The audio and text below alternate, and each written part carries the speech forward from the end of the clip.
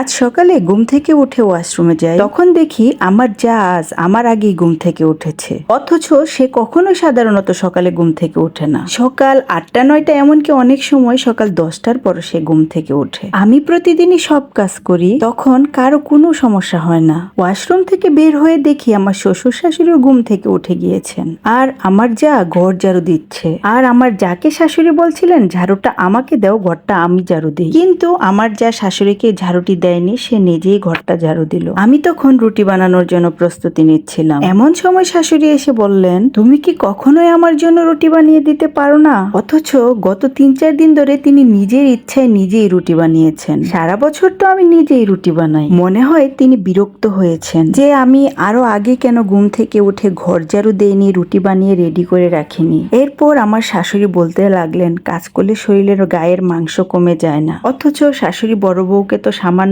ঘরটাও ঝাড়ু দিতে দিচ্ছে না। এরপর আমি দুপুরে রান্না শেষ করে ঘুমিয়ে পড়ি। তারা সবাই একসাথে খেয়ে দিয়ে চলে গেল, আমাকে একবার ডাকার প্রয়োজনও মনে করলো না। আমার পেট ব্যথা করছিল বলে আমার ছেলেকেও খাওয়ানো হয়নি। এর মধ্যেই তারা তাদের বিদেশে থাকা ছেলের সাথেও ঝগড়া করলেন। আমি তারপরও চুপ ছিলাম। পরে ঘুম থেকে উঠে শুনি তারা নিজেদের মধ্যে বলাবলি করছিল যে আমি নাকি তাদের ছেলেকে টাকা দিতে দেই না। এমনকি আমার মা বোনকে নিয়েও অশ্লীল ভাষায় গালাগালি করছিল। এসব শুনে আমার অনেক খারাপ লাগলো। আমি কখনো কল্পনাও করিনি যে তারা আমার সম্পর্কে আমার আড়ালে এত খারাপ খারাপ কথা বলতে পারে।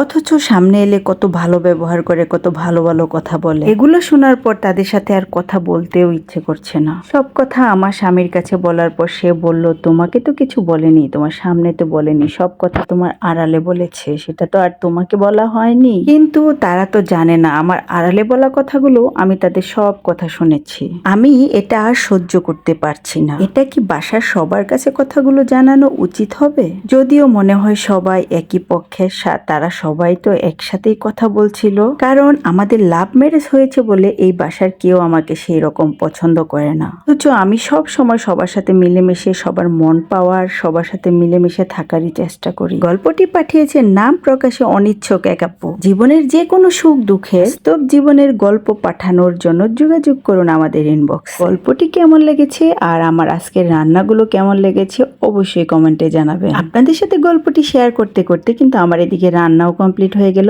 আজকে আমি রান্না করেছিলাম একদম তাজা ফ্রেশ ইলিশ মাছ দিয়ে ফুলকপি আর সিম দিয়ে একটি তরকারি, আর দুপুরবেলা বানিয়েছিলাম একদম টক মিষ্টি একটি জাম্বুরার ভর্তা। তো আপনাদের সাথে গল্প করতে করতে রান্না তো শেষ হয়ে গেল। আমার রান্নাটা কেমন লেগেছে অবশ্যই কমেন্টে জানিয়ে দিবেন। তো আজকের মতো বিদায়। এই তো খাবার রেডি করে নিচ্ছি খাবার খাওয়ার জন্য। সবাই ভালো থাকবেন, সুস্থ থাকবেন। আবার দেখা হবে নতুন একটি ভিডিওতে। ততদিন পর্যন্ত ভালো থাকেন। আল্লাহ হাফেজ। আসসালামু আলাইকুম। আমাদের জন্য দোয়া করবেন।